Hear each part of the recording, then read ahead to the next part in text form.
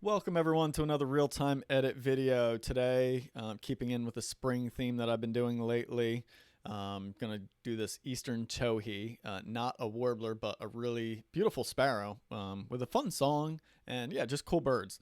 And it's nice because these guys continuously like to be low and down towards the ground, so certainly makes it easier to photograph them at eye level and in places like this where you have wildflowers growing around in the ground, stuff like that, where the bird's just naturally working around that area. So anyway, got this guy in a field of these, I think it's phlox flowers, if I'm not mistaken, and I mainly tried to shoot through some of them to get these pops of purple in the foreground as well as a little bit next to him and around the background. So anyway, start up. I'm just going to lighten up the exposure. I was a little bit under on the original capture. I'm going to kick those shadows up to get details in those blacks.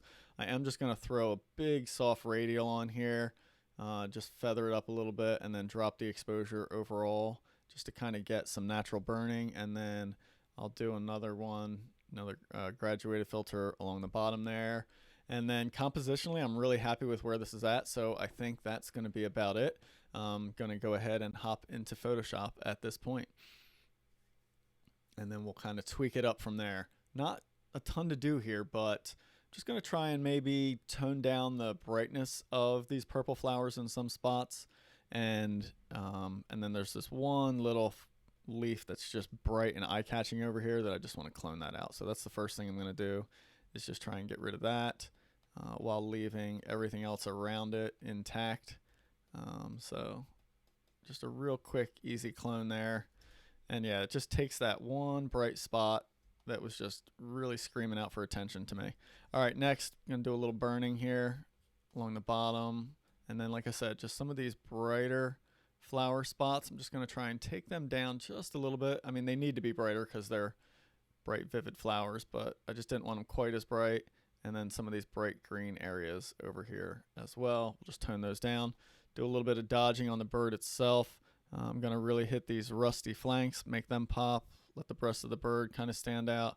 Got good detail in the blacks already.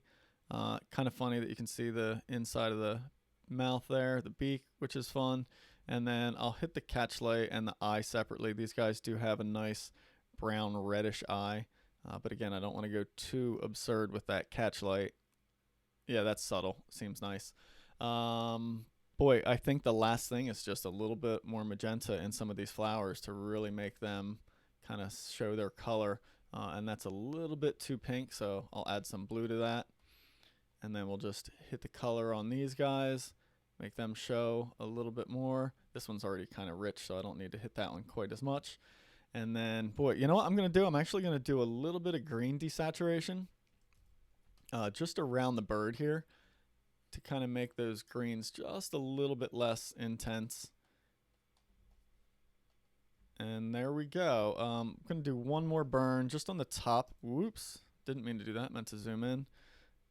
Going to do it just on the top here of that lighter area of this mossy log that he was chilling on.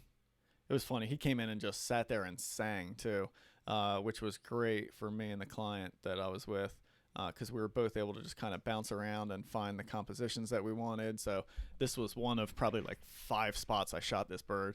I was just kind of hitting a bunch of different compositions, seeing what I would like. And there we go. I think that is going to be about it, right? Yeah, there we go. Really just brings more attention into the bird. All right, let's get that saved, and then we'll compare it to the original to show that. In the meantime, don't forget, head on over to rayhennessy.com. You can just go to the workshop section there to check out all the different workshops I offer. And then if you go to the online workshops section from here, which you can get to from right there, then you can see all the different online options I offer, which is a way to actually learn a little bit more about, actually a lot more about exactly what I'm doing in these videos, since I know I go through them really quickly. I've had people message me, and I've seen comments, people asking me to slow down and in these videos, but that's kind of not the point of these, right? They're called real-time edits. This is how I edit in real time. I'm not really trying to slow down and teach, just trying to show you what's possible. If you really want to learn this stuff, get in touch with me, and then we can set up a session to kind of dive in and go through all that stuff. All right, so here's your total before and after. Again, not a major change, but definitely like look at the detail, where the focus goes much more to the bird. Bird stands out a lot more, whereas he kind of fades away there. And then those purple flowers just standing out really nicely there. So yeah, just a fun scene, and it's always nice when I don't have to crop in post and I have time to actually compose it in the field, which doesn't happen very often. All right, thanks so much for watching. I'll see you on the next one.